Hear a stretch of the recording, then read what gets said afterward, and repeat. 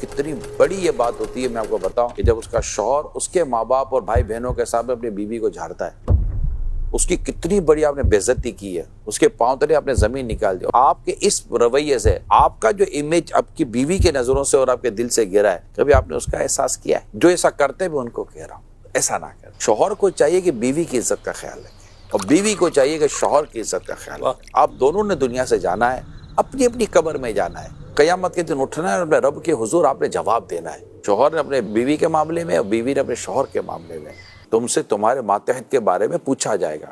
ہم مسلمان ہیں، ہمارے سامنے جزا اور سزا کا معاملہ ہے۔ سینگ والی بکری نے اگر بغیر سینگ والی بکری کو سینگ ماری، قیامت کے دن اس کا بھی حساب ہوگا۔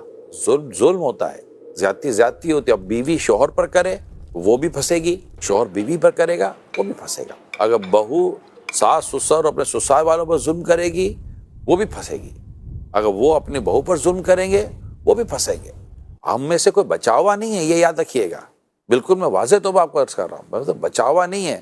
یہ ساری باتیں ہیں، ساری سازشیں ہیں، ساری چالاکیاں، یہ ساری مطلب کہ یہ جو گڑبڑ ہم کرتے ہیں نا گھر کے اندر، جو جن کے یہاں ہے میں ان کو سمجھا رہا ہوں، یہ سب ادھر ہی رہ جائیں گے۔ ہاں، یا تو ایک بڑھاپا اگر مل گیا تو پچھتاوا بہت ہوگا کہ ہائے افسوس یہ میں نے کیا کر دیا، یا پھر مرنے کے بعد قبر و حشر کے اندر پھر کیا جواب دیں گے اگر ہم معافی تلافی کیے بغیر اپنے رب کو راضی کیے بغیر مر گئے۔ تو میری تو یہی درخواست ہوگی تمام تر یہ دیکھنے سننے والے فیملی ممبرز جو ہوتے ہیں، یہ مہربانی کر کے اپنے انداز، اپنے مزاج، اپنے ایٹیٹیوڈ کا جائزہ لیجئے اور دیکھیے کہیں اللہ اور اس کے رسول کی نافرمانی تو ہم نہیں کر رہے۔ اور اس پر مہربانی کرتا ہوں عاجزی کے ساتھ سوچیے، اپنے اندر تکبر و غرور مت لائیے، میں کیا غلط کرتا ہوں یا میں کیا غلط کرتی ہوں، یہ مت سوچیے۔ یعنی مسلمان پر حرام ہے اس کا مال، اس کی عزت اور اس کی جان۔ نبی پاک صلی اللہ علیہ وسلم کعبے کو دیکھ کر فرماتے ہیں کہ مومن کی حرمت تجھ سے زیادہ ہے۔